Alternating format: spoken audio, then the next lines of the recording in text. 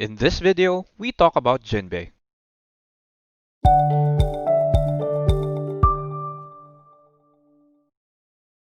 Jinbe is one of the coolest characters in the One Piece world. He's very strong and has garnered so much respect from both his allies and his enemies. He has a very unique set of skills, and Jinbe is the best character to maneuver the Sunny along tough seas. He's very calm and collected. He strategizes well and is very capable as a fighter. He's very agile for his size, and he has very useful techniques. But anyway, let's get right into the video. Jinbei was last seen with Robin reacting to Kaido's announcement about the new Onigashima initiative. They were wanting to help Momonosuke, but Jinbei urged Robin to wait it out and see what happens. Patience is really right up Jinbei and Sanji's alley, so this really separates both of them as the crew's best strategists. Maybe even Robin fits this category well. But I think it would be safe to assume that they would appear in the next chapters. And since Momonosuke has been saved already, they should be providing much needed backup for the Alliance. They could help out with Sanji with his fight with King. Jinbei could also interfere with Queen, since Queen is pretty much free and whatever he plans to do, Jinbei could disrupt it. He could also help with Luffy with his fight with Big Mom, and I really think that these scenarios are possible for Jinbei. Aside from Jinbei actually taking out a large amount of the fodder, there's no real point for Jinbei and Robin to play small in the upcoming chapters, so I see them both making a decent impact in this war. I believe that Big Mom would set her eyes on Jinbei and target him as well, because probably in the eyes of Big Mom, Jinbei leaving her crew obviously had a bad effect on her reputation as well as her overall combat strength. Now, this could happen while Jinbei tries to help with Luffy out with their fight, before going on to his main opponent in this arc. I really think that Jinbei would fight an all-star after this short skirmish with Big Mom, because I feel like Oda is going to be consistent with his patterns. So Oda might have Jinbei fight with Jack, Sanji will fight with Queen, and Zoro would fight with King. Every time I think about these matchups, I get excited because a lot of the possibilities could happen during these respective fights. Obviously, Jinbei could probably take on or handle Queen or King, but I do think that Jinbei, Sanji, and Zoro have their own similarities with Queen, King, and Jack, so it's possible for Oda to mix and match all of these fights. Like Zoro could then fight Jack because Jack is a swordsman too. Jinbei could fight Queen because both of them are big. And Sanji could end up fighting King because both of them use fire. Or whatever order Oda decides because all of these characters have a bunch of similarities. But I still think that Oda will stick to his patterns. Jinbei could prove just how much physical strength he has by overpowering Jack. Since Jinbei moves quickly, he should be able to dodge Jack's attacks fairly easily. Jinbei might have a hard time dealing with Jack's swords or tusks, but it should be just another day in the office for Jinbei since I think he's powerful enough to manage with Jack. I really do think that Oda will try and make it a hard battle for Jinbei, but in my mind I think that Jinbei and Jack are pretty much equals. Now, Jack might even know Jinbei, so we could learn more about Jack and Jinbei's past if we ever get a flashback from this. It's also possible for Jack to join the Straw Hats if he has a great relationship with Jinbei. Obviously, he won't join as a Nakama, but he could join as an ally of the Straw Hats and become one of the Straw Hat Grand Fleet. But any crew that could recruit Jack to join their cause will receive a big boost in overall combat strength. I'm open to this possibility, but this theory hinges on Jinbei and Jack's relationship. We all know that Jinbei had an unruly nature before he met Fisher Tiger, so I believe this to have a decent probability of happening.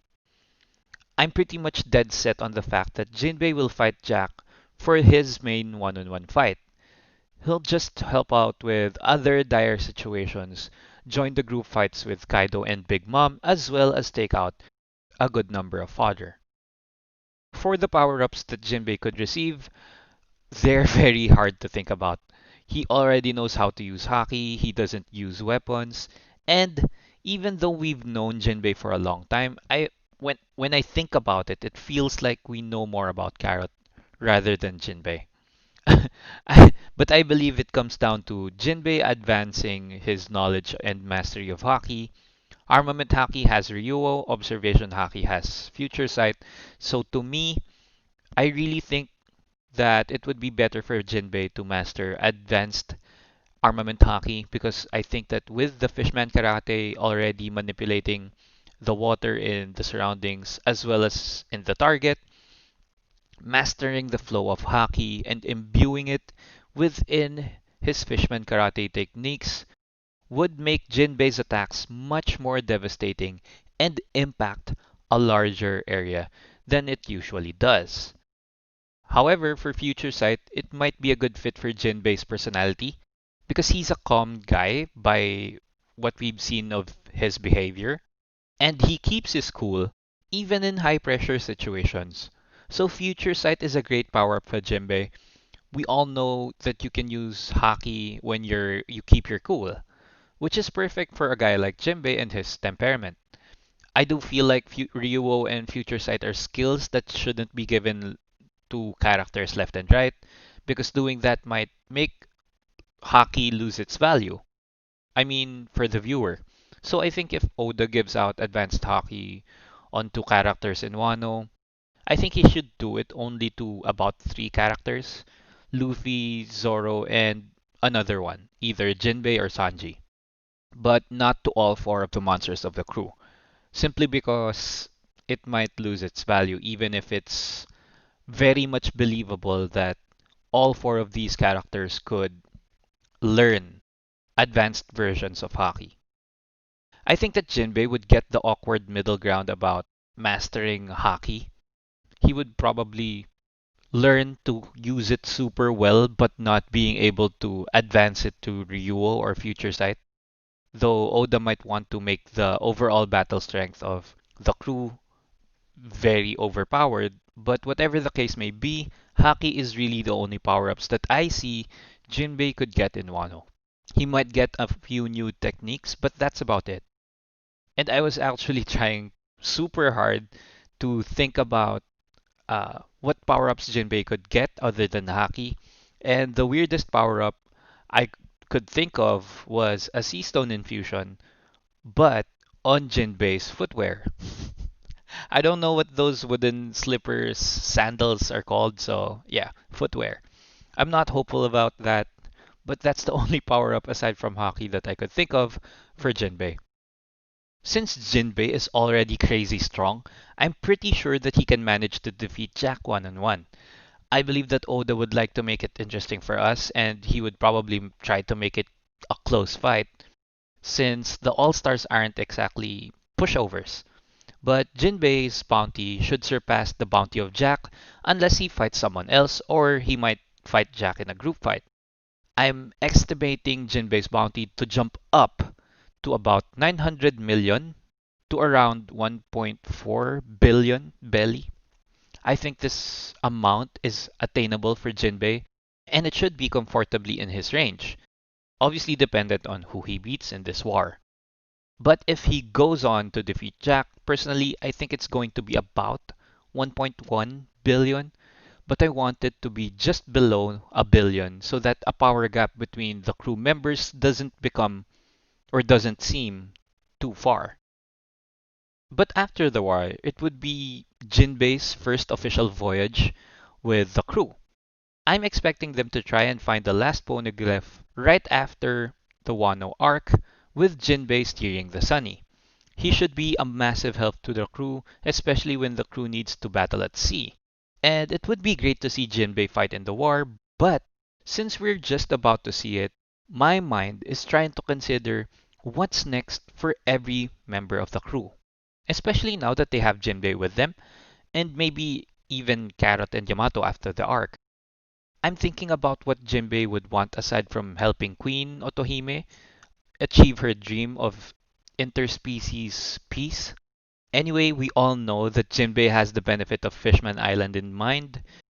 It's interesting just thinking about how it would tie with everything else, because I don't imagine that the journey towards Laugh-Tale would accomplish Jinbei's goal. It's just another stop for him, and dealing with the darkness in the One Piece world should be the second step for Jinbei to accomplish that goal slowly. I say slowly because habits and behaviors change with constant effort and intent. So obviously, if there are people already thinking and behaving that fishmen are lower characters or lesser individuals than themselves, this would be a hard thing to suppress or to change. And this should be Jinbei's second step because technically the first step was joining Luffy's crew. But that should only happen after winning the battle against the Blackbeard pirates, the Gorosei, and the Tenryubito and Imu. Personally, I would love to have Jinbei fight with Burgess or Avalo Pizarro of the Blackbeard pirates. I believe that the Marines and the world government would be the last hurdle for the Straw Hats in this story. And for the final fight with the Marines, we don't know much about his opponent, but I'm fairly certain that Jinbei would take on Green Bull, or Ryokugyu. Regardless, this should be an exciting fight to watch, and this should be a great way to end the video. So, I hope you enjoyed it. Crush like if you did, as if you were Jinbei trying to crush Akainu in Marineford. And comment down below what you think about the video. If you love One Piece, subscribe to the channel so it could grow. Hit the notifications button because on the next video, we're talking about the scabbards. It's going to be a fun conversation and I hope to catch you there. So, as always, stay safe. Peace.